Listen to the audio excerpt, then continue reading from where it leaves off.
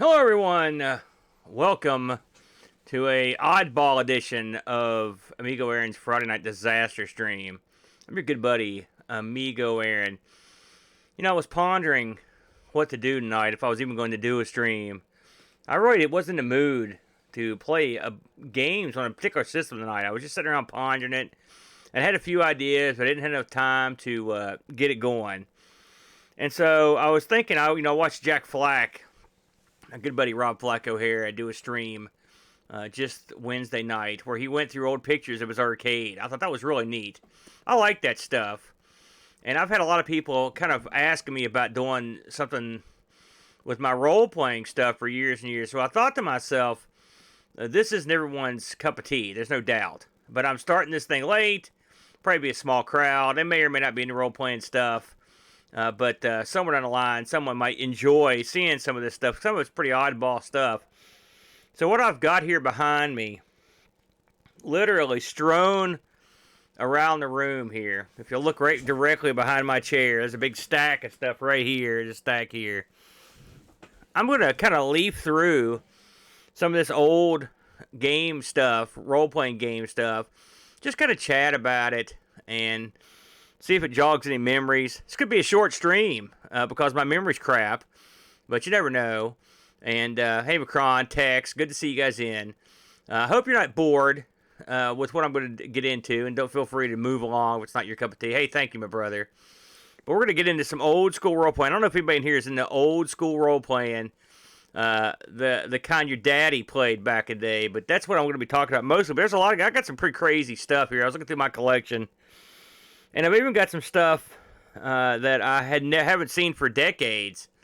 And I thought it might be a kick. So I'm going to switch over here and we'll start just having a look at some of this stuff. And if you have any questions about any of it, just let me know. Or if there's anything in particular you want to see out of it, we'll get to it. So I thought we'd start off here. And you can see here I've got my display hand here. Pardon that thing.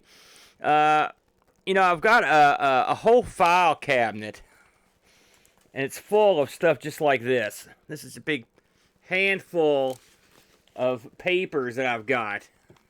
Let me see if I can move this mic stand so I can get a little action here. And so, let me move some stuff here. Just to give you an idea of what I'm talking about. This is probably one of the first D&D games I ever actually made a map for. That's a handwritten graph paper map of something I had kicking off a long time ago. Lord knows what it was. And then, of course, I'm not the kind of guy to waste graph paper. So I've got reams and reams of this stuff. And on top of that, back in the day, they didn't like you to make copies of the character sheets. And so people made their own sheets. And I had a ton of these. I don't know if anybody's familiar with, ever seen this type of sheet. But here you go. This is the armory. And this is just one of my typical characters. And these were also front and back. And look at all the information you can store on those. Just a ton of stuff that you could put on there. And I can just hold it up. I've just got tons of these, like that. The reason I grabbed this old notebook out, though, was because inside this notebook, here he is. This was my first ever Advanced Dungeons & Dragons character that I ever made. Actually, I didn't make him. My DM made him for me. I'm just going to show him off.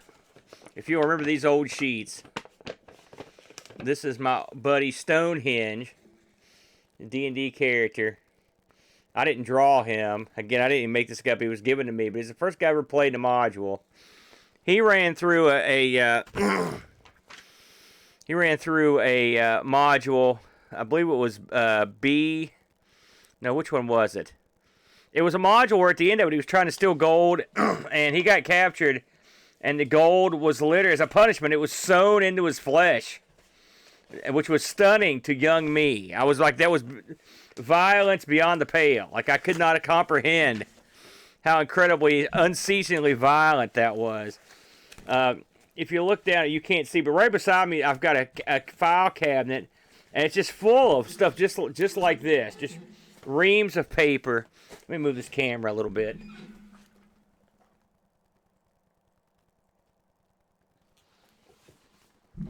There we go. Just, I've got tons and tons of these that have old D&D characters. I don't know if everybody kept all their D&D stuff, or maybe didn't have the ability to. But you can see, these are Champions characters, D&D characters, all sorts of stuff, I kept everything that I pretty much ever played D&D wise I've got. And so, yeah, it's a shame that you lost those texts. That would have been fun. I do have a bunch. I'm going to show you the good stuff here in a minute, but this is just some stuff I thought I might get a kick out of. See if there's anything else of any consequence in here. I've even got stuff that I handed out for games. I kept all my handouts because I was cheap, and I didn't want to print them up again. So I've got Star Wars, Star Trek, Babylon 5, Vampire, just a mix of stuff. So what I thought I would do is actually go ahead and grab some of the commercial stuff that I've got. And I thought it would be fun to just kind of flip through it and see if anyone enjoys that sort of thing, if anybody was into it or had any questions about it. Some of this stuff, in all honesty, I would wager it's pretty rare, especially some of the old D&D modules. I wouldn't be terribly surprised if it wasn't particularly rare. But you never know with that stuff, how it's going to go. I'm going to fix this real quick here so you can see me over here. Let me just do this. There we go. All right, so I'm going to grab some stuff here.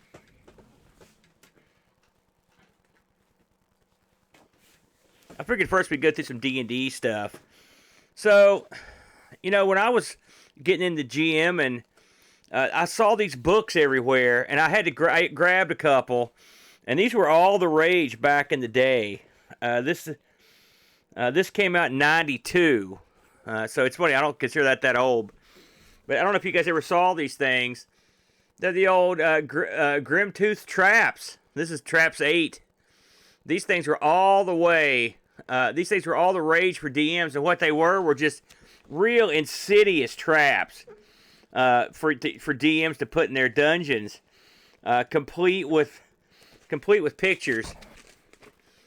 There's that one, for example. You kick the door, it's like spring lotion, it plunges you to your death. These things were pretty popular in my neck of the woods for DMs. Now, D&D had a lot of pre-made worlds. In fact, if I grab it here.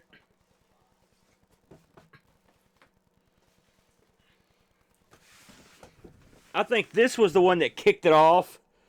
This isn't the exact book, but this is the old Worlds of Greyhawk. I think this one is circa 83. I won this at a gaming convention, I believe.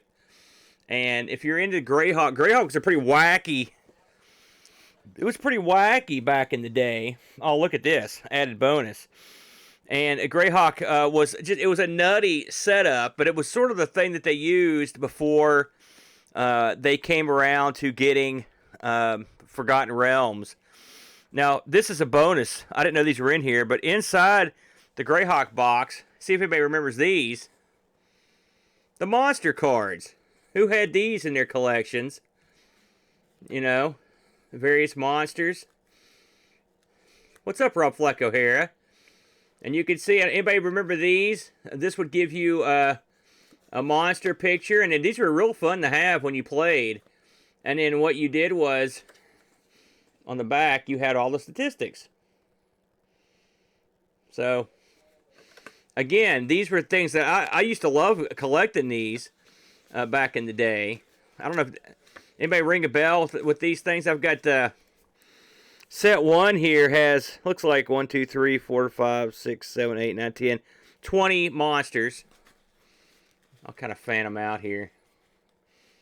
The art was great. It was your typical old school TSR art, which was awesome. And then, also in the box, I'm glad I had these. I don't think I knew I had them. I mean, I knew I had some, but I didn't know where they were at. There's a second set. right there. So this may actually have came in the box. I never played Greyhawk that much, so it may be something. Look at that picture of this Displacer Beast. That's wicked. Look at that. Pretty cool. So these are fun. They were handy as heck back in the day when you were playing AD&D. I used to use them. And then getting down into the proper Greyhawk, this thing came with a... Of course, you got a couple full color maps. Got to have the maps, right? And then you got the source material, the guide. It's pretty hefty. I love the art again. It's beautiful. And then you've got the glossography as well. And something was stuck in here. Oh, hey, anybody want to subscribe to Dragon? There you go. Wonder what a year of Dragon cost back in '83. You had to wait 6 to 8 weeks for delivery. That's brutal. This is from '83. Price is $24 for 12 issues. It's a bargain at any price. Yeah, that's a good bargain right there. So, anyway, that's a pretty rare piece. I mean, you don't see it that much anymore. I'm not sure it's worth anything, but yeah. So Greyhawk, like I said, that was a wacky. I was never real super fond of Greyhawk. I believe Greyhawk though was the actual campaign that Gary Gygax and his crew were on. I think that's where it came from. I think. Don't hold me to that. So after Greyhawk ran its course or whatever, they got into more my speed. And when these came out, I was a big fan. And this was the old Forgotten Realms. I loved Forgotten Realms. This was a box set. Do I still have the box? I'm looking here. Somewhere I think I've got it. But this is the DM source book of the Realms. And then I've got a couple of they sold a lot of the modules for this, the campaign material in booklet form. So this one's a really good one. The old Dreams of the Red Wizards. Anyone that played Forgotten Realms knows about the Red Wizards of Thay, which were very famous, very popular outfit in the Forgotten Realms. I've got a ton of Forgotten Realms, but it's funny, I didn't run a majority of this because my DM ran it, and it's because I didn't run that much Forgotten Realms. So here's an Empires of the Sands. It's funny, I consider this stuff the newer D&D stuff, and I'm looking at dates on these. These are from '88. Oh, here's something that's unusual. Gosh, remember when they were releasing these? It's the Gazetteer, or Gazetteer, however you want to say it. Lower that down a little bit. I didn't buy too many of these because I was always like, what am I buying here? For $10, what did you get in one of these? Well, you got a few ongoing series. Like in this one, it says here, everything inside is everything you need to launch your own version of the first campaign world, including a full-color map, a history of the land, and descriptions of 60 countries. That's amazing that there's descriptions of 60 countries in this little book. So that's quite remarkable to me. So they released a ton of Forgotten Realms stuff just to go through a few things people might find interesting. This was a pretty popular gimmick from back in the day, the Horde. Forgotten Realms kind of went into some of more odd settings. Here's the second part for the Horde. Like I said, my GM ran us through most of these. Now, here's another one here. This is just a realm guide for Forgotten Realms. Like I said, a lot of this stuff was in a box set. It's funny, I bought some of the stuff from my friend who was my DM. He was in desperate need of I hate to say this, but I was trying to help the guy out. He was in desperate need of laundry money. He was at college. He was having all kinds of trouble. And I said, listen, he was going to put this stuff up and sell it for a song. I'm like, listen, don't sell it for that. I'll buy it for more than that. So we made a deal. And I bought a lot of his stuff that I'd some of the stuff I'd never even gotten to play through. Another place I like to go in the Forgotten Realms, the Moonshine Islands. There's the supplement for that, which I always enjoyed. The Forgotten Realms, I got a lot of stuff that falls into that department. Oh, here's an oddity. I'll bring this out since I see it. You know, boats on this kick to play these wacky solo adventures. And these things have been around for a long time. And this is one right here, Midnight on Dagger Alley. And if you're wondering how these things worked, I don't know how they work now. Yeah, Rob. Yeah, I bought my buddy's sword cane too, but I did that for the good of the nation. So how did these solo adventures work now? I don't know how they work now. It's amazing to me that people still play these things, but how they worked in the old days is like this. You see that? You see that right there? That's a map, and you've got to have your handy dandy magic viewer. And then you put that over these. I don't think it'll work on this camera here, but you can see what's on the map. You can see what this stuff says with the magic viewer. And that's how these worked. I was never a huge fan because I had a group. But, you know, if you didn't have a group or you're just bored, I've played a few of them. You know, they're okay. So, let me get into a little bit of an old school, a little older school stuff here as we move back, because I'm kind of moving backwards. I will say, this is some stuff you know, the Dungeons & Dragons guys, they released some good stuff later on. This is some of the newer stuff that I picked up. Forge of Fury. This is a really fun low-level adventure. I've ran this a bunch of times. It's like a dwarf. It's like an adventure down in a dwarven mine. This thing was $10, and I believe this is well after Wizards of the Coast bought them. And this would have been, let's see here, 2000. So this would be one of the newer things I've got, because I stopped buying stuff pretty early on. Here's a DM's guide that they put out. It's funny. I'll show you how cheap I am. So this is a Dungeon Master's guide from about the same year, 2000. Beautiful, beautiful. DM's guide here. Beautiful art.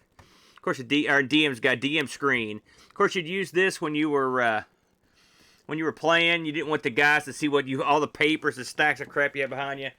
This thing came in a sleeve. This is the screen. This is the thing. But I'm so cheap that I laminated this, and I actually used this as an extended screen. So that's when you were at my table, this was actually, you can see it's laminated. Because I needed all the screen I could get. I didn't want to throw away the cool cover. So I kept hold of it. Now let's compare it to this screen. This is a much older DM screen.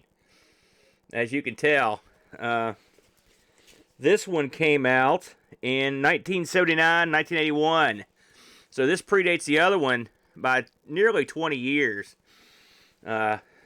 Which is, you know, when this came out, I was not old. This is a two-piece set. You'll recognize some of the art on this because it's quite famous. Look at that. The beautiful picture from the DM's guide, I believe. And then lots and lots of stats here for your... I mean, the first edition D&D was all about tables and crazy stats. And so this screen comes in like two parts. There's that part. And then there's this second part here that folds out. This has got more pictures on it, but you had to have plenty of room for all your statistics. So there you go. There's the part that guys look at, and the rest of the stuff. Some of the statistics are for the players, so that's actually a pretty good idea to show the players the statistics. But you can see there's a ton of statistics there. Yeah, I figured that, Flack. And hey, if any of you guys have any of this stuff, let me know. I'd be interested to know if you still have any of the... I should have all this stuff in plastic. It's funny, this stuff sat on my bookshelf while it got valuable. I don't know what it's going... Some of this stuff goes for a lot of money these days. Now we're getting to the nitty-gritty here. So let's talk about an era of D&D that I was most comfortable in, and this would have been the 80s and stuff from the late 70s. I don't know what my oldest module is. I'm looking through these. This is the Forgotten Temple of Atharzadun. This is a Gary Gygax adventure. I believe this one was from 80. I love the art on this. It's very simple. Anything that Gary Gygax did, I was on board, brother. I loved Gary, and that's a shoot. I love this stuff. This is a Greyhawk adventure, so I don't recall ever running this one or being on it. I think this was a pickup I made somewhere down the line. But his stuff's always good. Another one. This must have been another one I picked up somewhere. Against the Cult of the Reptile God. This is from 82, a little bit older. Again, this is one I haven't ran yet. I'm getting a lot of ideas here, that's for sure. Now, here's one I've ran, that's for sure. Very famous series here. This one, I believe, was from 80. Yes, this is the Vault of the Drow. This is where you're getting into the Drow, or Drow, depending on who you talk to. Listen, anything that had the Drow, the Dark Elves in it, was solid gold money, brother. I love their stuff. Look at the picture on the back of this thing. It's awesome. The art in these was great. Oh, you played that one, Tex? Do you recall anything about it? It looks great. That's not one that I've played, but I've ran it. You know, I liked when they started releasing stuff from the UK. They had their own series. This one's got character sheets stuck in it, so you know we were into something. This is Beyond. This is sort of a famous one. Beyond the Crystal Cave. This is UK 1. This was the series that they were bringing over. These were pretty fun. I don't know if you... I guess I should probably pop one of these opens if you're not familiar with what's going on in here. So, of course, you've got the module. You know, hey, Buck Owens. I have played Gamma World. And then there's the actual map with the subsequent little smaller maps in there. Some of these modules were had more going on, which we'll get to. I've got some more elaborate, like, packs. But, again, these older ones were pretty simple. Here's what I've never played. The Secret of Bone Hill. I like the art on this one. I thought that was really cool. You can see the ones with the little green dot. Those I've picked up somewhere. So I don't know where, and I don't know when. So that's why some of these I'm not on top here. I'm not as familiar with. This is from 81. Now here's one I've ran many times. I'm a big fan of this one. This is U1. Again, here's character sheets stuck in here, plus some supplemental stuff. This is U1, The Sinister Secret of Salt Marsh.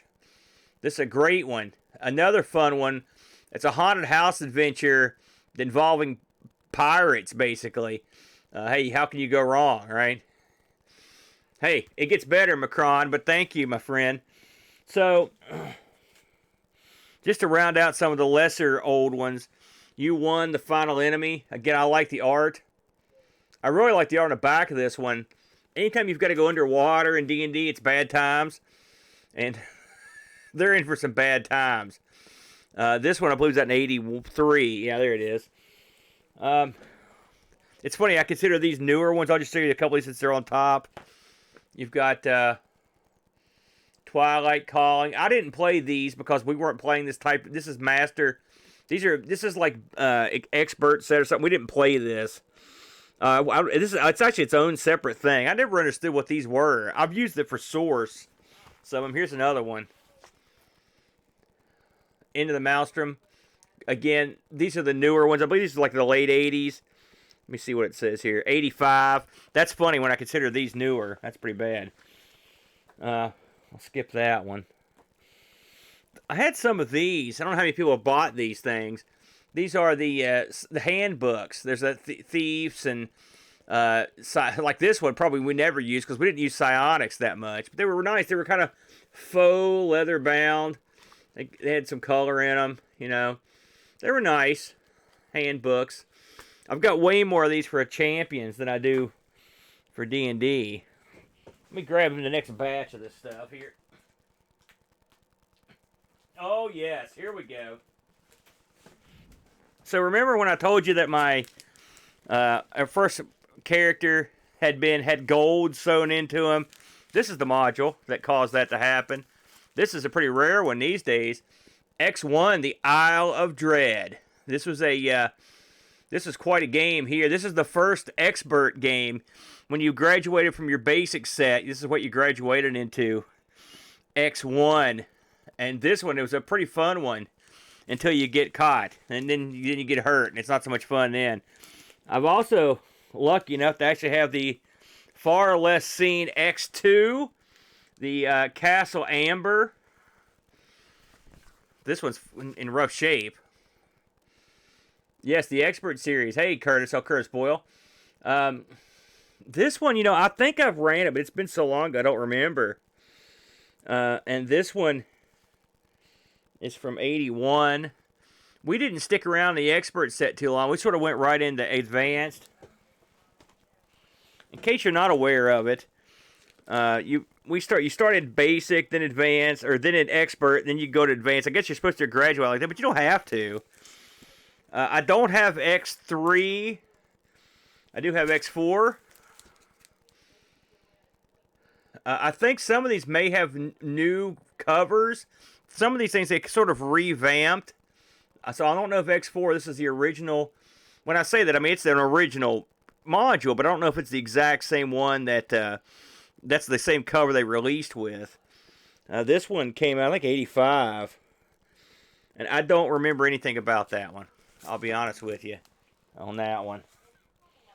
And hey, if you've got X4, you might as well have X5. Temple of Death.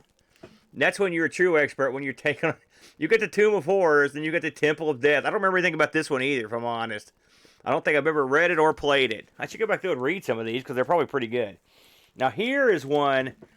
This is a series I have literally ran 100 times. Let's see if I've got them all in here. I see 2 of them. Let's see if I've got the other 2. I know I own them. There's 4. This is what was called the Slavers series. And these were so good. So much fun. They're so much fun. Here they are. I do have all 4. So, in fact, I've got 2 of one of these. So, the Slaver series in the dungeons of the... Well, let me start off with the first one here. Slave Pits of the Undercity. This was a series where you were trying to take on... This one also involves pirates and slavers. I love this adventure as you go through these because it's got stuff with pirates. It's got stuff in the sewers and underneath caves. Like I said, there were 4 of these. Here's A2. Secret of the Slaver Stockade. A3, which was, here it is. Assault on the area of the Slave Lords. This is where you sort of fight back. The great thing about this one is, you're killing it, right? Wrong. You get captured, and that's when A4 goes down. Listen, I've ran this thing dozens of times. And why do you ask that I run this one dozens of times? This module is a great one-night stand type module. It starts your characters off naked in a jail cell, and they're chained to the wall. They have nothing. And it's always great to start an adventure like that. And just to look at the people's faces if they spend all that time getting their characters ready. And this is where you have to use your wits and cunning to get out. This is good stuff. Also, there's a vampire in it. You can't go wrong with a vampire. Here's a rare World of Greyhawk module that I've got. Isle of the Ape. I don't think I've ever played that one. Let's see if I've got anything else in this batch here. I wish this thing was in better shape. Some of these. So this one is The Land Beyond the Magic Mirror. I know this one's has had a separate release for the cover because I don't remember this cover. This is another Gary Gygax. I may have the original of that too. I don't like this cover style, if I'm honest. I never did. This is the EX series. I don't know what was going on with that one. I'll be honest with you. There's a couple of these. I'm skipping over some of these. I mean, I've got like Tomb of the Lizard King and some other crap. Here we go. Here's another great series that I used to love running. The G series, G1, 2, and 3, which they ultimately compiled into this, the Against the Giant series. And if you flip this over, they show you the originals, which I don't think I have any of the originals. I just bought it in this one compendium here, this one thing. This is where you go up against giants. It's super deadly, as you might imagine. I believe the level on this thing, I'm trying to see what it says here. Oh, 8 to 12, which late 8 to 12. And you can imagine frost giants, hill giants, and fire giants. Fire giants are bad news. All giants are bad news, but fire giants are the worst. Now, there are D&D modules, and then there are D&D modules that fall somewhere into the land of legend. And that's where we're going now. These are legendary modules. Legendary! And I don't say that lightly. This, one of my all-time favorites, another one I've ran hundreds of times, probably. Not really, but dozens. S3, Expedition to the Barrier Peaks. This is such a great module. And the reason it's great, by the way, Gary Gygax, he's at it again. This guy wasn't the world name for D&D just because he fell off a turnip truck. He's all man. This has you exploring a structure. Little does your characters know that the thing you're exploring is actually a downed UFO. And it is outstanding. And one of the things that makes it great is that, let me pull this out here. One of the things, I mean, aside from the plot, which is awesome, it's got color. They knew when they made this, they're like, hey, we better make this thing awesome. And they did. And so this has got a whole separate booklet of just pictures. So when your character gets to certain points in the modules, you just pull this out, and it's marked, and you say, okay, use picture 55. You know, you can see they come across all sorts of laser guns and the craziest stuff. And a lot of this stuff's designed. Kid Gygax is a devious man, and he'll design stuff to straight up kill a sucker and kill you. They did. I ran through this module one time, and my whole crew got arrested by these robots, thrown into a jail, and we all died in the jail. And I don't mean like we died because they killed us. I mean we just starved to death. So that was not a good way to end. This thing's got maps upon maps. Look at this. Tons of maps in here because it's a huge module with tons of levels. This is one of Gary's tour de force adventures. I believe this one came out in 81. No, yeah, 81. I think they re-released this with the pictures in 81. This, if you're going to play a D&D module, this is in my top 3. Let me show you the other ones in my top 3. This one someone mentioned earlier in chat. So you know it's gold. When your characters, when your players are pissing you off, right? Or you've given them too much, right? You're like, whoops, I made a mistake. Shouldn't have gave him that. That's okay. Gary Gygax has your back, brother. Because he said to himself, what do I do to take care of these pesky suckers? Oh, I know. Bam. Tomb of freaking horrors, brother. This right here is liquid death. Okay? Example. Just to get into this thing, there's a false entrance. And when you go in it, it pretty much smashes half your party right there. Bam, they're gone. There's stuff in here. There's gateways in here that change your party members' alignment, change their party members' sex, take all their stuff.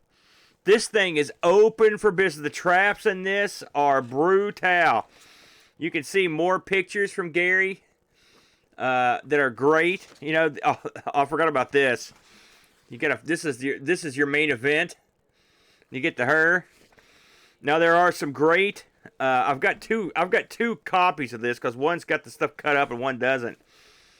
This has an all-time great bit in it. I mean, there's so much notable doom in this. Is this his most clever module? No, it's not. But is it designed to make these guys never want to play again? Yeah, it sure is. This level here, 10 to 14, that's a joke. You got to be a lot higher than that. as we're going through the Hall of Fame modules, this is another one that I've ran countless times. This is a personal favorite of mine. I mean, I love it so much.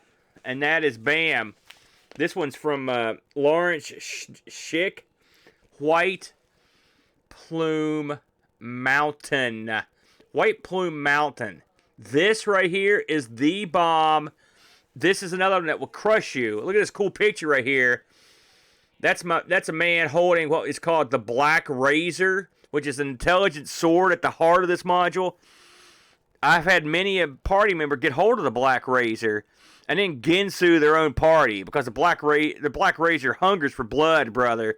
And it's like a chaotic evil sword. It's a chaotic neutral. It's nasty bad. There's also a magic trident in this I think it's called Wave. And I think the other thing's a magic hammer or Morningstar. It's called Whelm. 3 magical weapons in this. This is a great module. I mean, I just love it. It's so good. And I've even got in here what they did a couple years ago. In fact, I printed this out. This is a upgraded version of White Plume Mountain for the D20 system. So somebody carried it along. White Plume Mountain is a simple module, but I mean it's double awesome. And there's a room in White Plume Mountain that's a legendary room. I mean, it's got some nasty traps in it. I'm trying to find a picture of this room that's in here. I mean, I can't, because it can't be explained.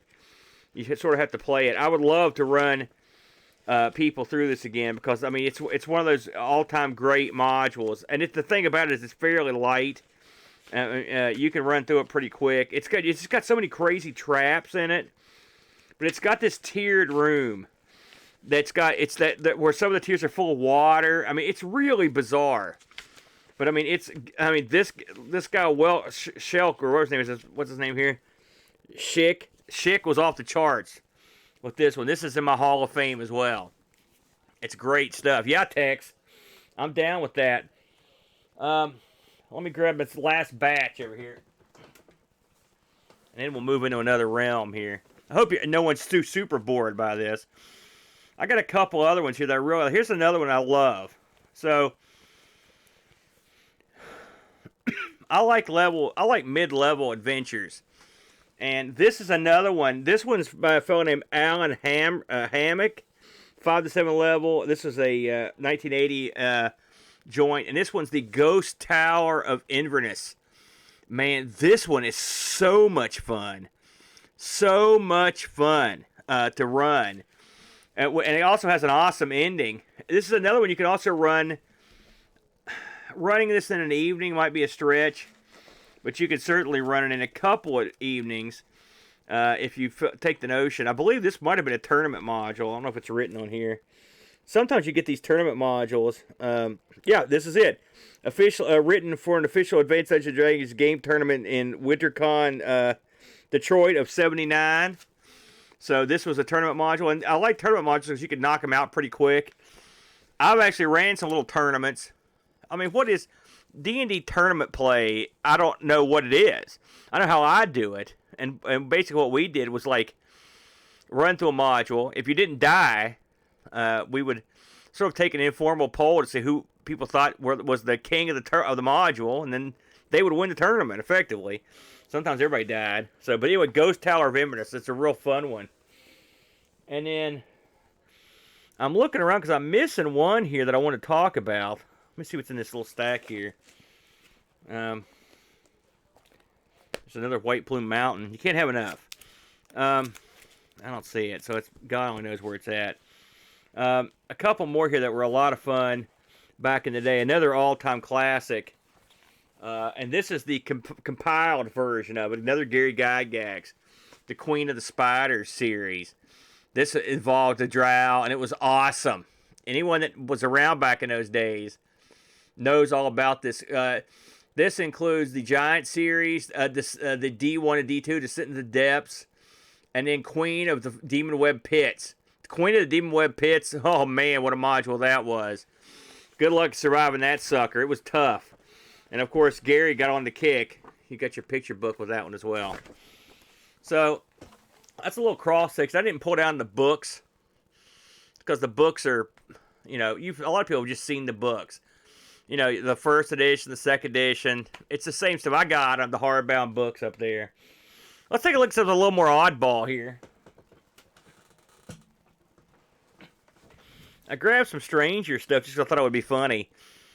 I don't know if I don't have people in here, but does anyone in here? And if you have, just shout it out as I go.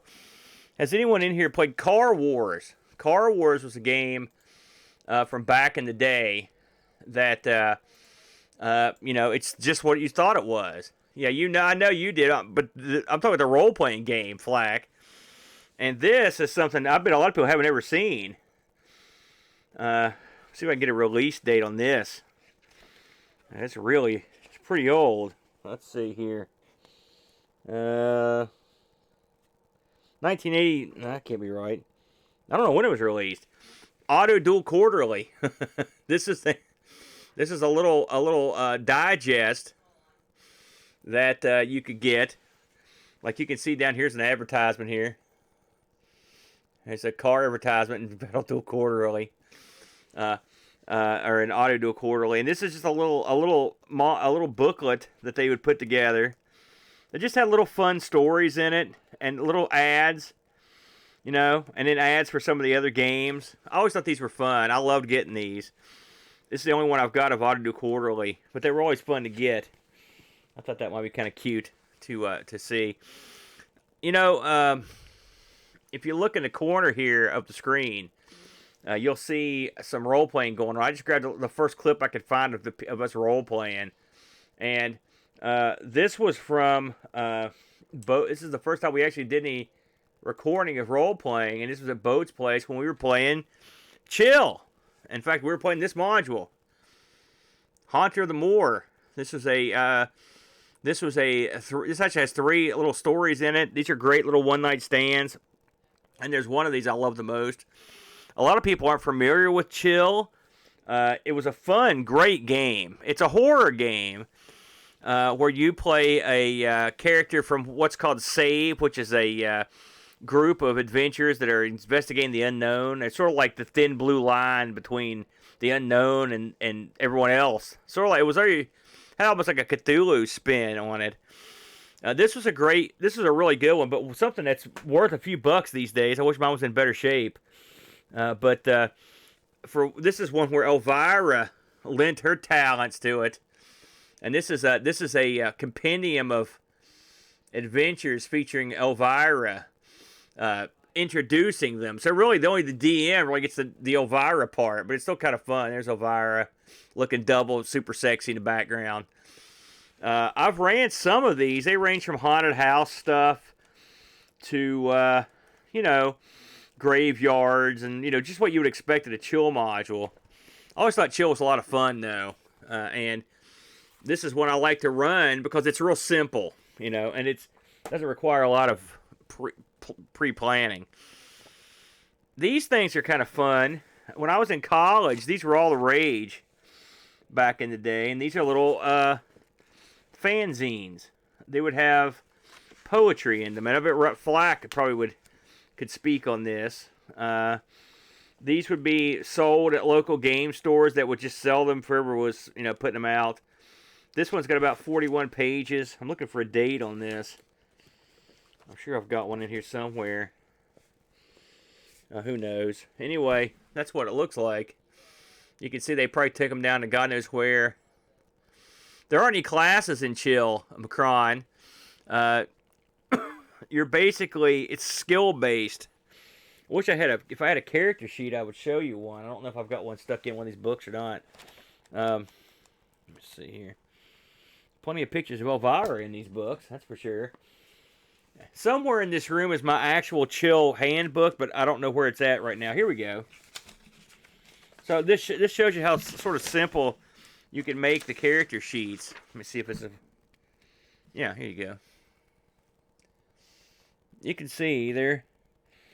You've got your wound table, your basic statistics, you know, and then I've got the recommended skill package, but it's skill-based, you know. It was a fun, light game, and I think this is the key to me. One of the reasons I had the idea to do this, of course, Flack was good part of the reason, but another reason was we've heard a lot about this the open gaming license with TSR, which is all well and good, but I think this stuff. I thought a long time ago, and I was thinking I think people are too dependent on rules.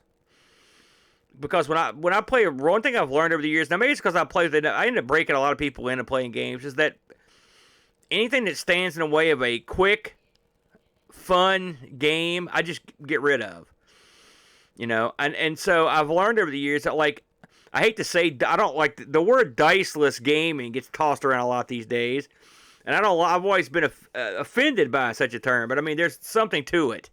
And what it is it's quicker. It's so much quicker to let people try to, to get rid of all the fluff. And so that's what I tend to do when it comes to gaming. Now, it's not for everybody, but that's why when the TSR was like, or when Wizards of the Coast was like, yeah, we're going to do this, and then people were up in arms. I can understand from a manufacturing perspective why people were mad. But for me, if you're so offended because maybe you're not going to buy the next set of rules from TSR, or heck, I haven't bought rules from TSR for a long time. Who needs that stuff? I just do it myself. Anyway, that was cool. These magazines were a lot of fun back in the day. I probably got some more lying around here. Anyone heard of a game? Anyone heard of a comic strip or a comic book called Knights of the Dinner Table? I was a big fan. In fact, I still like it. I don't see it that much anymore, but I've got a fairly complete run of that comic. It was originally as a short comic strip that appeared in a magazine, I believe. And it got very popular, and it got in the comic book. The gaming group played a made-up game, and the game was called Hackmaster. And eventually, they actually released Hackmaster as a real game. Here it is. These are the rules to Hackmaster. Hackmaster is an ultra-violent version of D&D, and also very, very silly, because that's what the game that the guys in the comic strip played. The funny thing is, in the comic strip, they often talk about the guy who wrote Hackmaster, whose name was Gary Jackson, which is a combination of Gary Gygax and Jackson from the. I've got some of his games back here. Let me find one here. Steve Jackson, Illuminati, for example, right here. Steve Jackson does GURPS, stuff like that, which we'll get into GURPS here in a minute. And so there's always a lot of drama with that. It always thought it was funny, but look at the size of this thing. I mean, it's huge, and if you look at the text in it, I mean, it's super tiny. And they mentioned this in the show. Look at that. I mean, it's super tiny, and so I've never played a single game of this, but I bought it. So I don't know what that says about me. Let me see if there's anything else here I want to talk about before I move on. I love Cthulhu. Call of Cthulhu. I'm a big H.P. Lovecraft fan. Some of the more modern Cthulhu stuff's really good. It's an excellent module right there. It's exactly what you think it is. It's about a person that controls crows. So it's pretty wacky. All right, I'm going to move on here. Bear with me for a minute.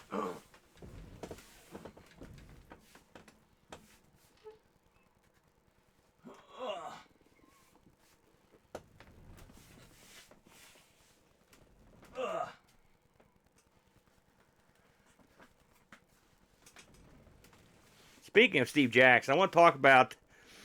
This is not really role playing, but you find this stuff in the same place. I was introduced to I guess you'd call it a card game, in college, and it was from Steve Jackson Games. And if you haven't played this, I mean, this is a legendary game, and it's called Illuminati. Illuminati, one of the all-time great games. From Steve, in fact, this is probably Steve Jackson's. This is if he's got a top game, this is probably it. It's a card-based game where you try to control. You have a set different cards. Each have a victory condition. So every time you play a different type of character, you have a different way to win. In fact, there's even a character in the game that no one knows what their victory path is except for the person that owns them. It's a tremendous game, but it has a few flaws. It's way better than Munchkin. Oh my God, there's no comparison. But the funny thing about Illuminati is it admits in the rules that you're free to cheat. And so people in college took great advantage of this. If you stepped away from your, you had money in this. If you stepped away to go to the bathroom, some people would just pilfer all your money. And they wouldn't tell you. And when you came back and all your money was gone and you were screwed, they would just laugh at you. I've routinely saw a friend of mine pay real money to people to not attack him. Like, I mean, it happened every time. He was sort of like the guy that they all like to pick on, and so he would give them actual money to stay in the game. People would bribe each other routinely. And so, ultimately, what we had to do was we had to pass a rule against and basically override the game instructions so people didn't cheat. That's the newer version. Here's like the deluxe edition. This one. This is much older school here. I'm surprised. I figured somebody in here might have heard of this, but I mean, it's super, super popular amongst my guys back in the day. I know it looks inconspicuous here, but if you played it, you would probably fall in love. So that's Illuminati, and I've also got here an expansion for it. Anybody remember Bob? Quit your job for Bob. For whatever reason, Bob he got in on the expansion here. I've got a couple of these expansions. I'd forgotten about this one. Now, there's a difference. There's a collectible card game which is what that's from. Of Illuminati that's no good. I don't recommend that. You want the actual board. You want the game that comes in the box. All right. Another game we used to play a lot, and again, this is all role playing related because you'd buy all this stuff at the role playing stores.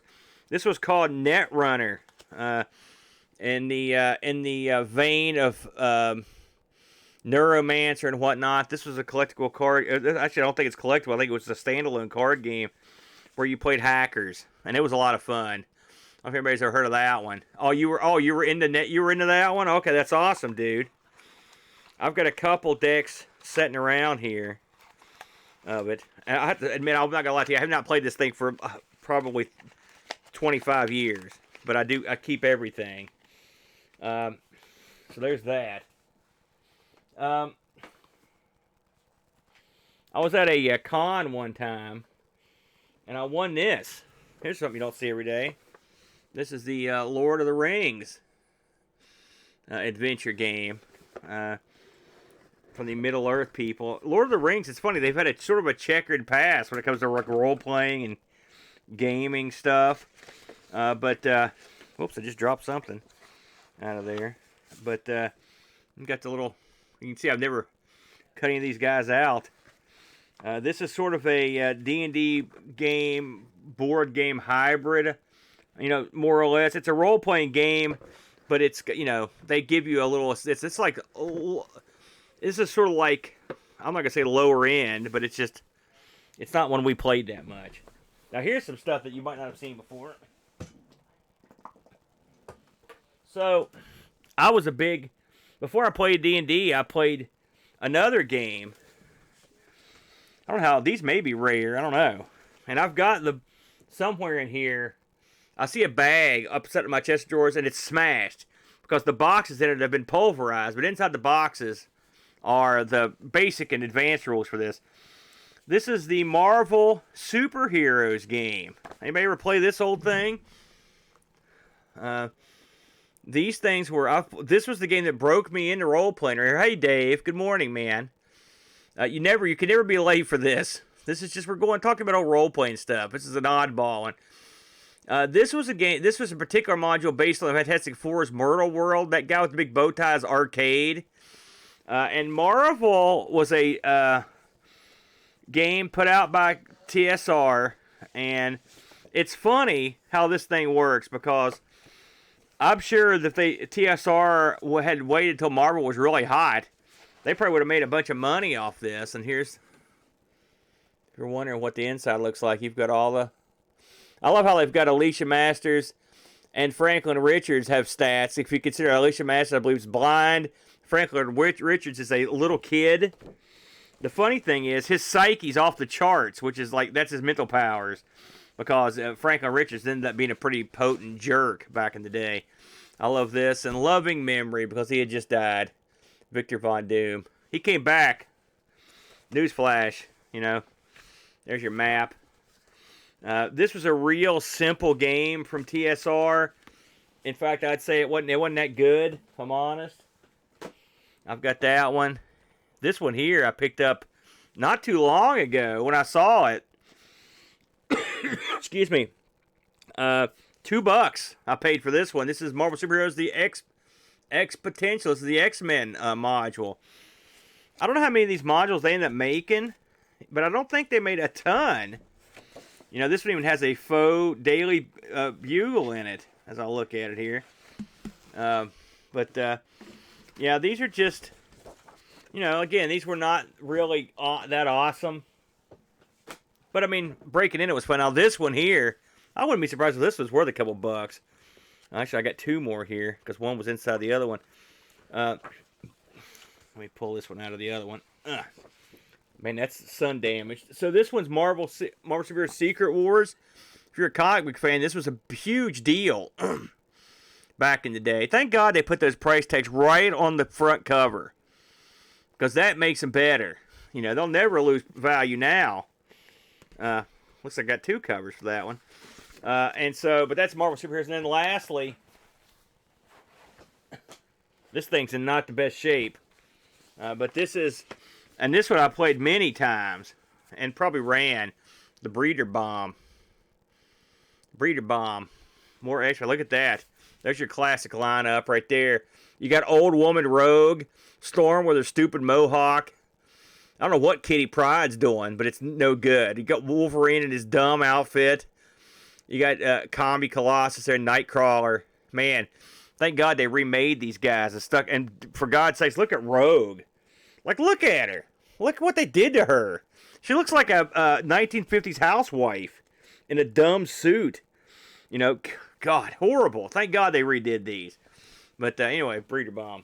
So there's that. Now, next thing I got into, I don't know how many of these I got here. Just a one, two.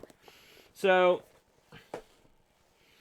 my buddy Jerry one time, he said, listen, there's this new game. We got to play it. I'm like, oh, yeah? He goes, yeah. It's called Vampire the Masquerade. I'm like, oh, that sounds pretty cool. What's that? He's like, yeah, you play vampire. I said, I'm in. And so we started on what ended up being the longest campaign I was ever involved in any game. Years and years of playing vampire. My vampire had a heck of a long run back in the day. He was one of the gypsy vampires. He had a good run, but sadly, I faked his death. But no one wants to hear your old battle stories. What I've got here are, these aren't even mine. I'm not sure where I got these. These are handbooks for vampire various clans.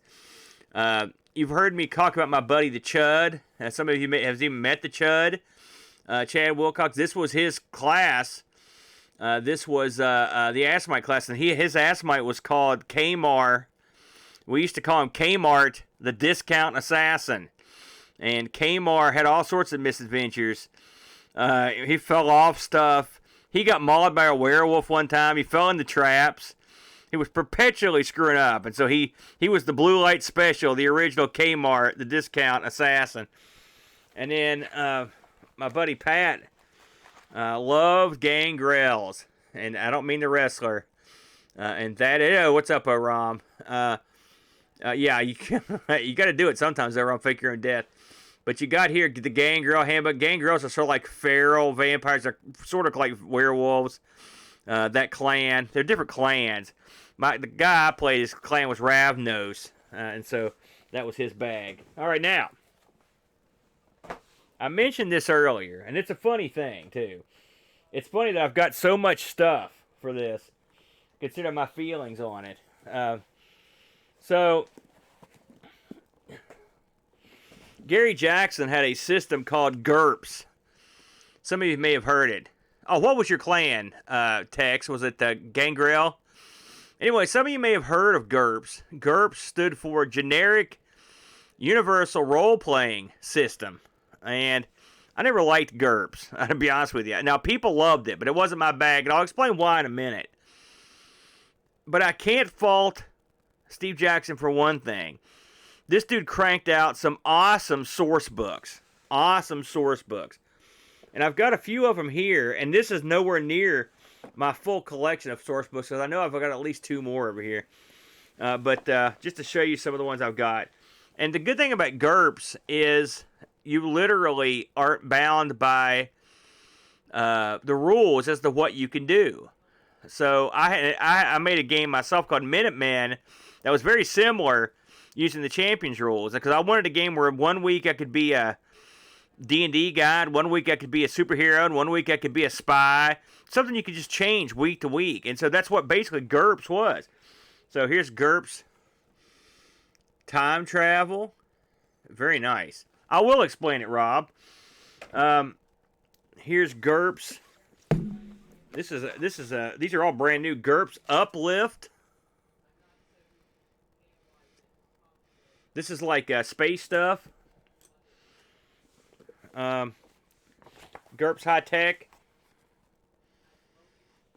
And lastly, but not leastly, bam, GURPS Illuminati. These are scenarios and stuff that are Illuminati based. I love the back of this thing, by the way. Dog-faced woman abducted by giant space alien. It could happen. Midnight Sun. So, yeah, these were all really, and I'll tell you something else he had, and I know I own this somewhere, but I don't have to find it. He actually made a prisoner version of GURPS, and I love the prisoner, and that was great. The open rule controversy. So, when at one point when Wizards of the Coast had bought TSR, they put out D&D, they put out what's called the open gaming license, and the gaming license was put together so people could produce content for Wizards of the Coast D&D role-playing game, and they could do it as long as they included like a basic streamlining of the rules, and of course they credited Wizards of the Coast. You pretty much had free reign to distribute whatever you want, and so I could give you an example even.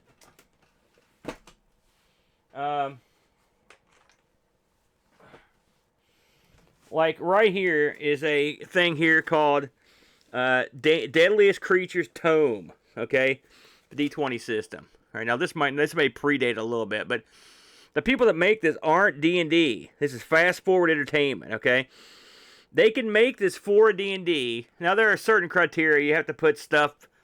You have to put stuff in the cover or on the inside cover. Acknowledge that, and mention the system you're making it for. But they can make stuff for D&D. And not have to run it past TSR or at Wizards of the Coast, and they get the full money for it, the whole 9 yards. Just you can do it. And so what this did was, it blew up the content for Dungeons and Dragons, and so which is good. And this open gaming license has been around forever. All right. Now they tried to pull something a couple years ago, but it fell apart. I don't know what it was, but. About last month, the gimmick they tried to pull was they were going to update the license. Now, they had a cunning plan, and the plan was they were going to say, listen, we've got people creating content that we don't like, or it's racist content or whatever. And so we want to make sure that no one's putting out anything that is against what we stand for. And also, they said people are taking advantage of the license to make tons of money because it was intended, I guess, in their eyes for Joe Blow, the module maker, as opposed to cool guy entertainment that's making all this money. And so under the new rules, what would have happened? A bunch of stuff would have happened, but not the least of which is after you made a certain amount of money on a product, they would get a cut. They would also have right of refusal and stuff. They would also own your content if they wanted into perpetuity, in mass. So, all your stuff, in fact, they could even, not only could they claim it, but they could use it. They couldn't just take it. One second here. If I made an adventure, for example, and published it, They could not just say, hey, that's ours now. But what they could do is use it, slap their name on it anytime they wanted. You'd still have yours out there, but they would also have it. And they put it, there was a bunch of other stuff in there, but that was the crux of it. The money, because effectively what you're saying at this point is there's a ceiling of what you can make, and also you don't own your own stuff fully. And so who's going to publish material under those, under that agreement? Well, not too many people.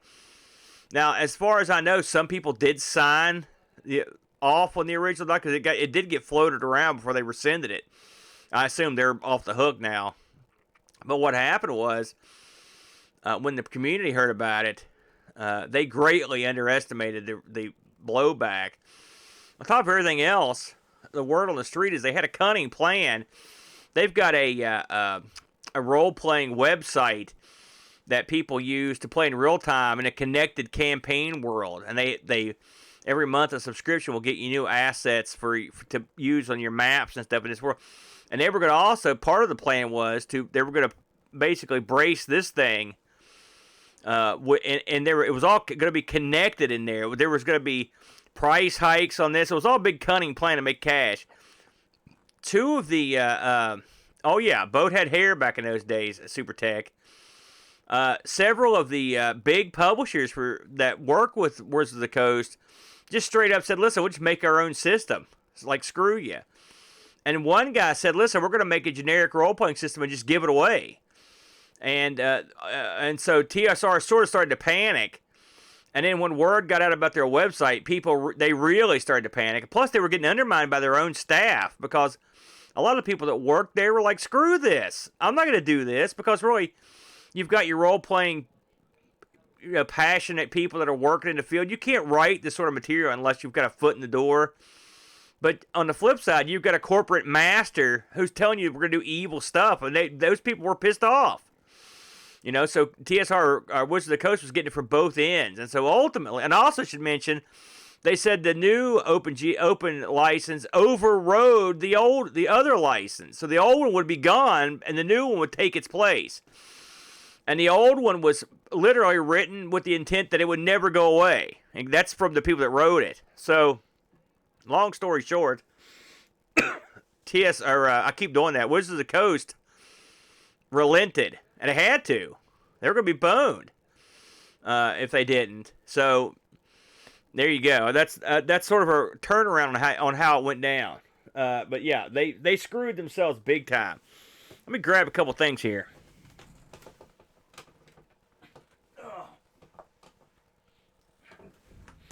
So, as I mentioned, by the way, here's something written. Same thing. This is all the stuff that says D20. This is stuff that's not done by TSR. This is Mongoose Publishing. I met these guys, by the way. They're real nice, and they put out a lot of good stuff. One of the reasons I never got into GURPS is because I was into this. Bam. Hero Systems. This is the 5th edition book. This tome here. This is the GURPS for the Hero System. This is the Hero System. Eventually, it started out as a game called Champions. But Champions basically spun into what effectively became this system. I didn't bring it out. Maybe the next time I do this, if I do another one, I'll do one I could do a whole show, then speak for hours on Champions. That's why I didn't do it. But Champions is like GURPS. I think it's better. Some people don't. So there you go. One of the first things I ever bought for D&D, by the way, because when I started playing, the DM said, "Listen, you need to get yourself a pewter figure." I went over to KB Toys with my folks. I said, "Listen, pewter figure time. Let's get set up." And all they didn't have anything I could use except for these, and so I bought it, or my folks bought it for me. This is the Dungeons & Dragons Thieves pewter miniature box set. This is pretty old, and I remember looking up the price of this one time. This is from Grenadier Models in Springfield, Pennsylvania. I remember, by the way, I love the name of this. The Dungeons & Dragons, the Solid Gold line. I love that. So, let me grab a couple of these out of here. just for your perusal. These are thieves. I cannot paint, and I've never done anything with them. Here's the insert right here, and you've got your D&D. Not really, Tech Boy. It was more like they were trying to make it so the independent manufacturers of stuff, of D&D books, support books, and books based on the system, they were trying to make it so they got a cut of that action and also had basically final say in what they released. So, in fact, here's the little guy that I actually used to use. He's holding this little torch. There he is. Little guy. There's 10 little guys in here. I haven't lost any, thankfully. The box is still intact. I know this is worth a few bucks. I'm sure a lot of this stuff's worth. I never really priced any of this stuff, but if you ever wonder what pewter figures were worth back in those days or what they looked like, that's what the... I'm trying to see if there's a... I'd love to know if there's a date on this. Let me see if there's a date on this insert here. 1980, yeah. 1980. Think about that for a minute, though. I could walk into my KB Toys and just buy D&D figurines. They had them. They had D&D modules. That was great when KB Toys was in. Yeah, I can't paint jack. You should see my attempts. They're not good. They're real bad. Let me see what I got behind me here. Oh, that reminds me. One of the things I was going to mention. Let me see if I can find where I put it. There it is. So the same guy that got me to play Vampire, he goes, listen. And I believe this is before Vampire. He goes, listen. There's this new game we got to try. I'm like, oh yeah? He goes, yeah. I go, what is it? He goes, well, it's a game that takes place in a cyberpunk future with hackers. I said, okay, that sounds good. He goes, and there's magic and there's monsters. I was like, that's kind of weird. He goes, oh yeah. And he says, the Native Americans have taken back over most of America, all in their orcs and dwarves. And I said, that's the dumbest thing I've ever heard. I ain't playing that. That sounds stupid. Well, he lent me the book to read, and the book ended up being this. This is the original Shadowrun.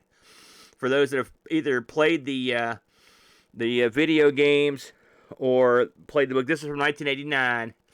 I'm pretty sure it's the first edition. Does it say on here? Yeah, it doesn't say, so that means it is. This is from FASA. You've probably heard of them. And I read this. I read this book. Oh my God, is that what I think it is? Hold on a second. Oh yeah. I don't know why this is in here, but I'm embarrassed to show it. I'm going to. It's sort of faded. This is a picture of my vampire character, Jacob Twist. This is the guy I was talking about, the rab nose.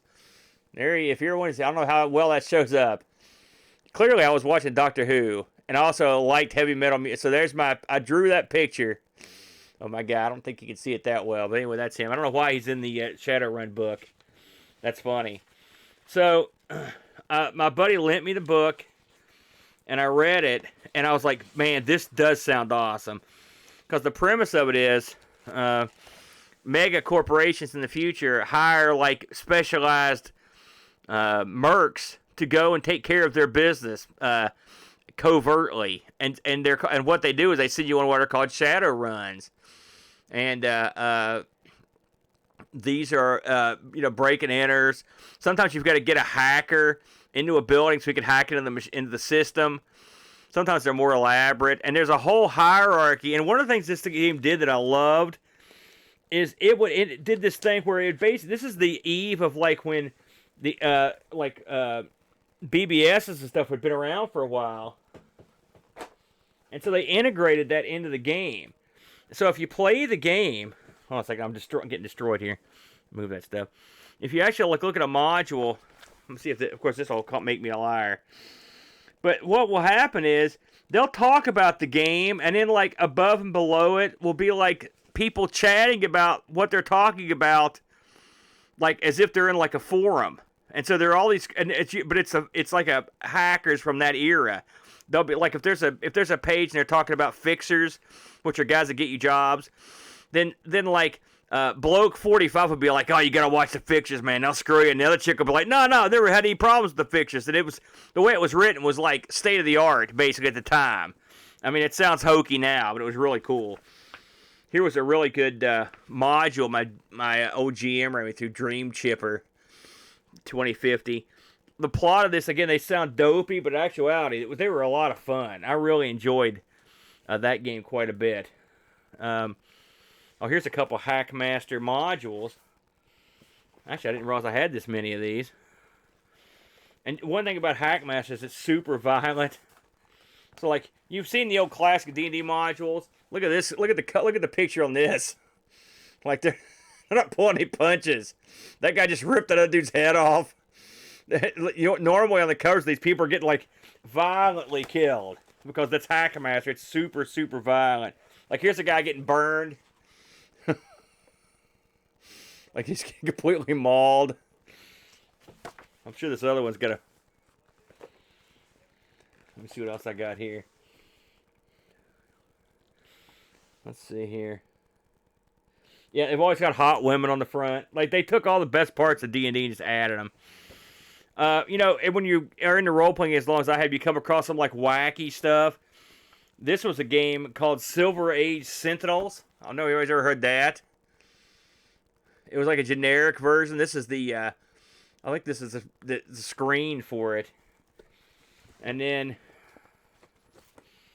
this is a crossover between Silver Age Sentinels and Champions. That's the only reason I bought Silver Age Sentinel, because I was like, what's this? So yeah, they like the Champions people would work with other authors on stuff. Let's see if I got anything left here. Oh yeah, I'm gonna talk about this stuff. By the way, here's your rule book for Silver Age Sentinels. I think my buddy Hose played this. You guys probably heard me talk about Hose. So, I was a big... Oh, here's something I've never played. I didn't know I had it. But I think this is something... Anybody play Rune Quest? I've never played it. I think I won this somewhere. But I don't quote me on that. So, I'm a big Babylon 5 guy. And there's a Babylon 5 role-playing game. It's real bad. I mean, it's real bad. But we played it because we love Babylon 5. And so Babylon 5 was going to pull the same trick that a lot of other people do at the time, which is they're going to release all their supplemental material in hardback. Unfortunately for them, like, their stuff died a death. It died horribly. And so I picked up a couple of them. It's funny, at one time I had probably 6 copies of the B5 rulebook because all my friends would just leave them. They didn't like it. It was a really bad game. Anyway, there's the hardback cover of Merchants, Traders, and Marines. Wish I had a price tag on these because I'm sure I got it cheap. And this one is The Darkness and the Light, the Vorlon and Shadow fact book. If you're into B5. I don't have any people who are into B5 anymore. But I thought the source was good in these, and the art was real good. The color photos and stuff. We're in the home stretch here. Grab a couple more here. Oh, here we go. Oh. This is timely. Since we were just talking about the open gaming license. Here's the OGL horror game. It's exactly what you think it is. This is a horror game made on the open gaming license. I bought this to flip through because I thought I might convert over to this for, instead of playing the chill system, which is getting a little bit long in the tooth. But it's funny how much this stuff came from Mongoose Press. This was originally $40. I probably paid...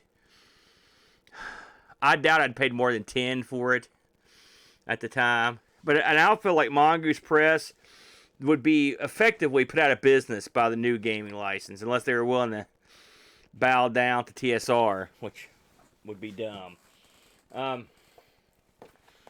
another contender to the throne. It's another one Hose played, Heroes Unlimited, the revised edition. Played that a little bit back in the day, not too much. I didn't know I had this. This looks pretty cool though. The Lurking Fears. This is for Call of Cthulhu. This is a license. Then of course they don't have a they don't have an OpenGL for this back today. So this is an actual license from Calsonium. And then I think these are a few. So Chill had a revised edition that came out with a really dumb logo. And that logo, whoops, I don't know what that was.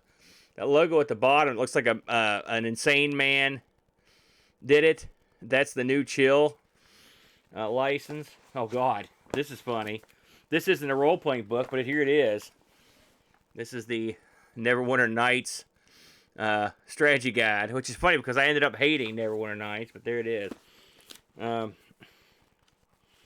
This I got, if anyone's been to Gen Con, which was the big con, this is the year I was there, 2009. They went with some sort of commie theme. Seemed like a good idea at the time, I guess. I went to the commie Gen Con. It's the one everybody loved. And then, oh, here we go. Throw those down. Man, I'm not looking forward to cleaning this mess up after I'm done. This is another game I've played quite a bit over the years. The old Mech Warrior. Mech Warrior, a great game. I don't really like anything but the combat parts of Mech Warrior. I'm not really into the role-playing parts. But if I'm honest, I've got a couple of box sets of Mech Warrior stuff strewn about the place. Again, they're over here on this shelf. There's a whole shelf I haven't brought over. This was just one shelf worth of stuff that I thought people might get a kick out of. Oh yeah, there's role playing in there. You make a character and everything. Well, I mean, it's battle techy stuff. We have a local con here in West Virginia called CharCon.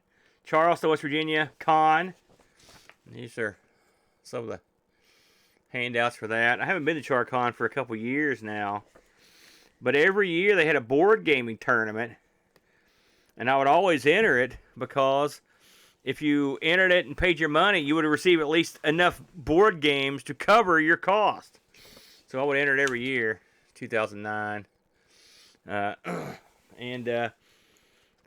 would almost always know the guy that won it. And so we would all sort of swap around with the games we already had, and so that way we all have different stuff, So there you go. So that's about one shelf of my stuff. I'm looking over here. I've got almost an entire shelf that's nothing but Champions and Hero gaming system stuff. I might do a whole separate one of these days. I'll probably do a whole separate thing on just those games. I'll look up here at my gaming zone, and I've got a Hacker. I've got a miniature-based Babylon 5 game up here. I've got the Doctor Who role-playing game that was a gift to me, the boxed one. I would get this stuff down, but it's impossible to get down without causing a huge avalanche of doom. I've got a bunch of Distant Sun or Dark Sun stuff, D&D Dark Suns. If that's your bag, it's funny. I've never really gotten into it. I've got a third shelf over there that's got stuff on it as well. There was one thing in particular I was wanting to show off, but I didn't see it, so I must have stashed it somewhere. But one of the things I've picked up over the years, these are old report cards, if you can believe that. It's not what I was looking for. Look at these. Oh, I mean, look at this. These are real old. Let's see how I did in, let's see here. Third grade. This is my third grade report card. Anyone want to guess what year it was when I was in 3rd grade? You're not going to get it, because I wouldn't have gotten it. So as I look at these reports here, these report card, let's see here. Looks like I'm looking down through spelling, language, handwriting, science. Looks like satisfactory in everything except music. I got an outstanding in music.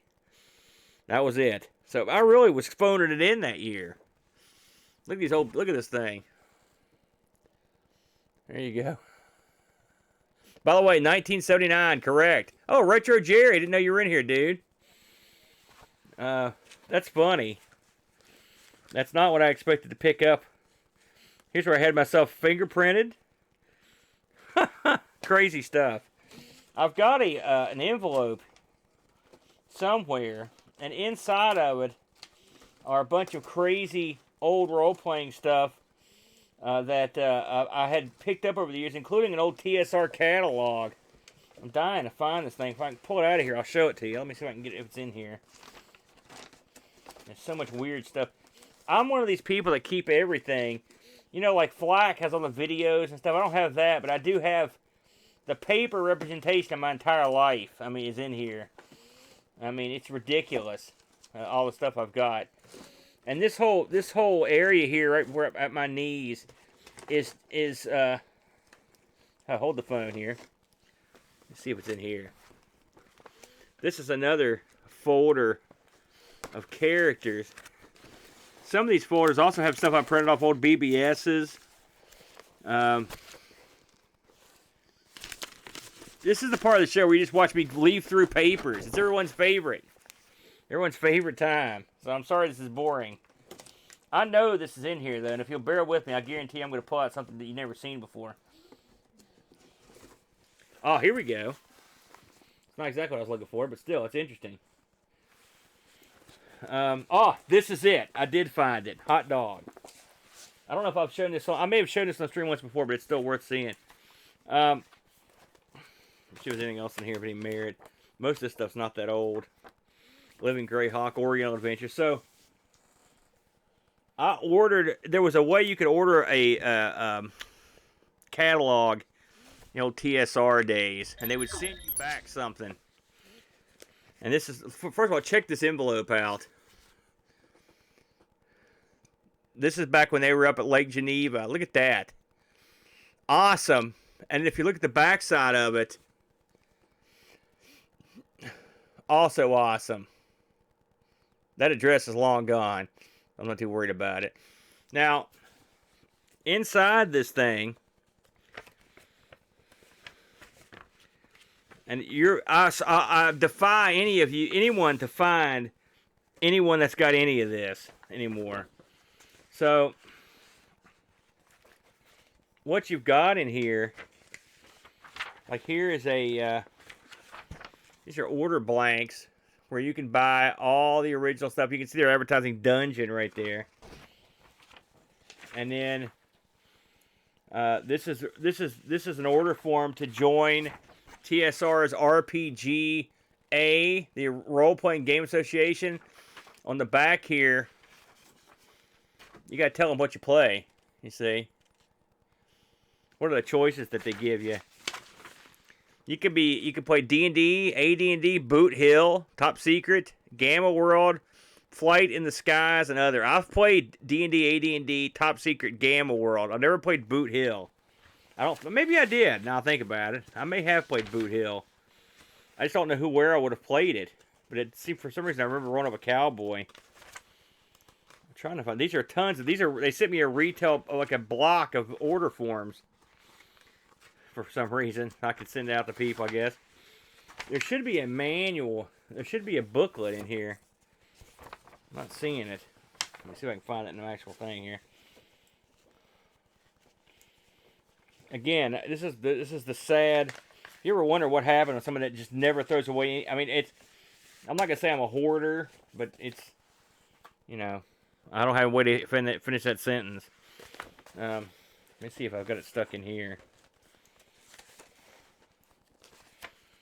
I mean, I've got song lyrics in here.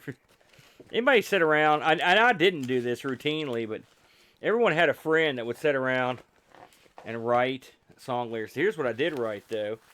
This was a module I was working on for Star Frontiers. You can see right there. Encounter on Xenon. That's going to be a riveting module as soon as I get it done. I'm going to get that thing fired up. This thing's chock full of these sheets, though. It's funny. Let me see if I've got it in here. Let me delve down once more into the void here so I can dig it up.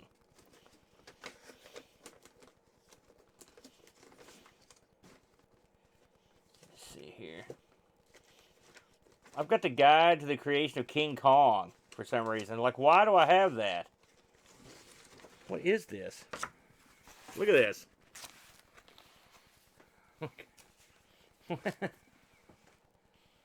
Here you go. What is that? I don't even know.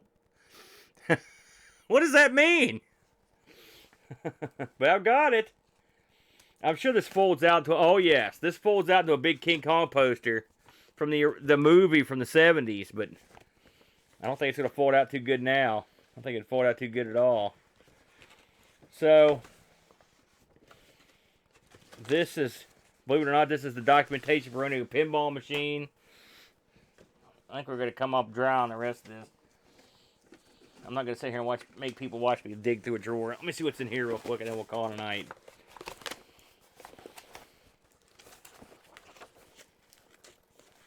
This is... I don't know what that is. My mom used to clip out stuff all the time and give it to me. So this is old school stuff. Here's a clipping from the paper about something or another. I'm not going to look at that. This an attendance award I won. Math field day. Hey, no one believes me, but there it is. There's living proof. I've mentioned it hundreds of times. Look at that. Bam. Now you know. Look at this. How neat. This was, my mom made this. Look at this. See what that says right there? That's a silhouette of me when I was 4. That's so strange. That is strange. Strange thing to own. Remember the old Scantron tests? Because if you don't, that's what they look like. Does that ring any bells with anybody?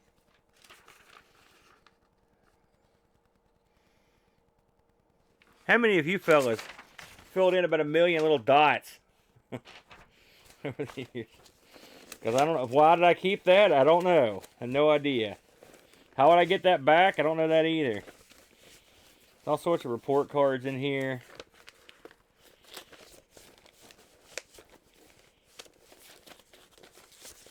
Yeah, this looks like just more personal whackery here than anything else, D&D related, so.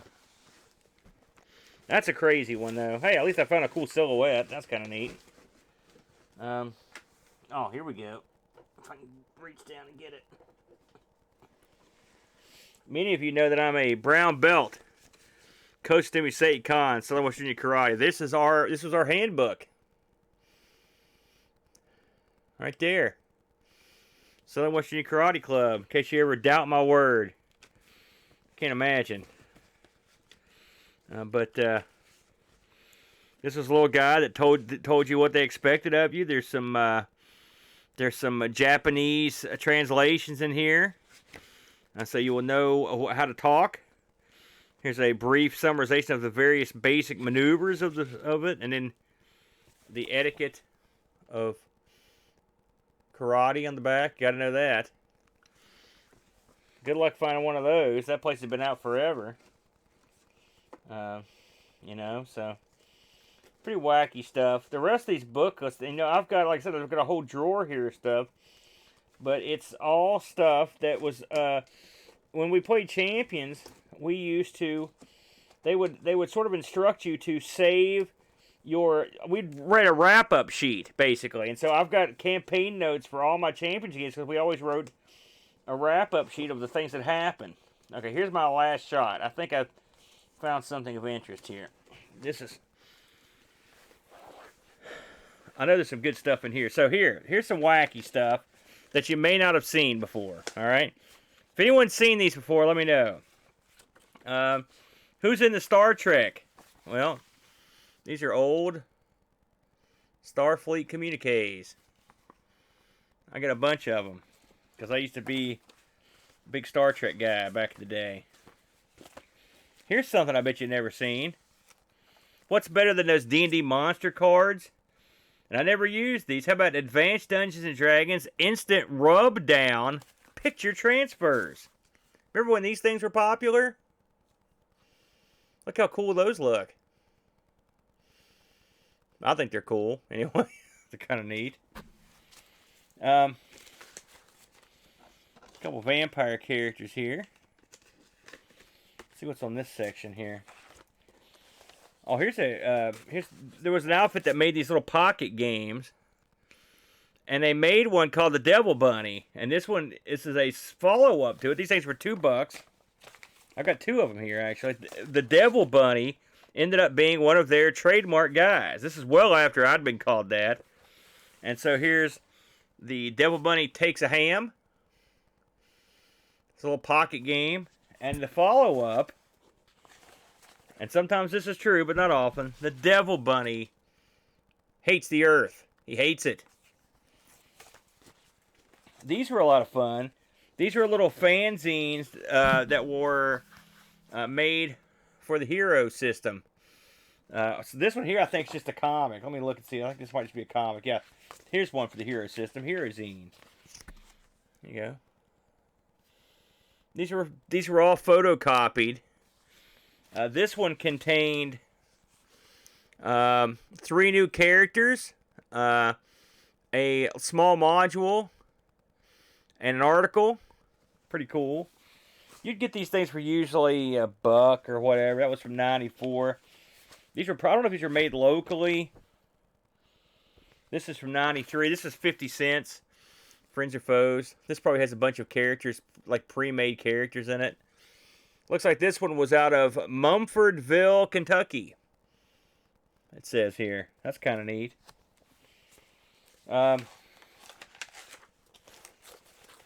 Anything else of any consequence in here? A lot of Champions characters. Those little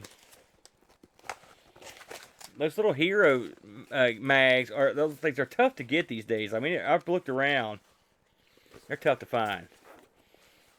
Here's some sort of news article here. I'm just for fun. I'm going to look at what it is. It's probably on some sort of wrestling thing. Oh yeah, here it is. Gosh, how old is this? This is '92.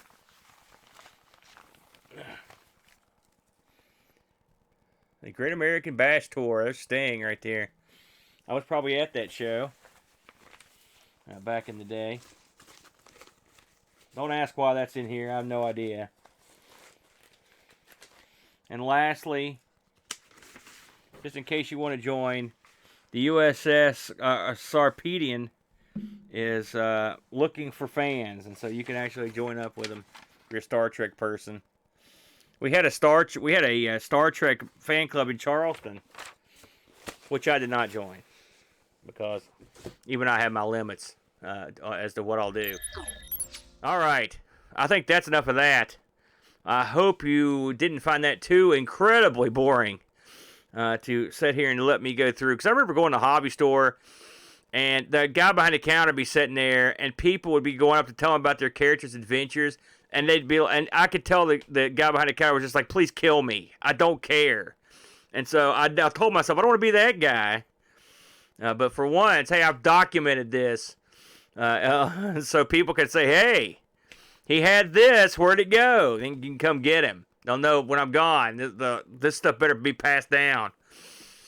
I think the next time, if I ever do another one of these role plays, I'm going to just do nothing but the hero stuff. The hero stuff I've got is real awesome, and it's very diverse. And it would be a lot of fun to talk about. I think that's all we've got. Thanks, everybody, for hanging out with me. This is a weird one, I'll admit it. But I don't know. I was inspired by Flack's arcade thing. I'm not the personality that Flack is, so I had to rely on just having cool stuff. But I hope it was better than nothing. Thanks everybody for checking me out. I will catch you guys Sunday morning, 10 a.m. For ARG Presents. Thanks, fellas. I appreciate that, guys. You're all too kind. Next week on the disaster stream, I'm looking for some suggestions. But I'm thinking about doing a game show night, sort of like Frodo, but just like real old wacky stuff that we could get the crowd into. And I'm hoping to start a little bit earlier, maybe 8 that night. So that's all, folks. Thanks again, everybody. I really appreciate it. I will let you guys go. And until next time, adios.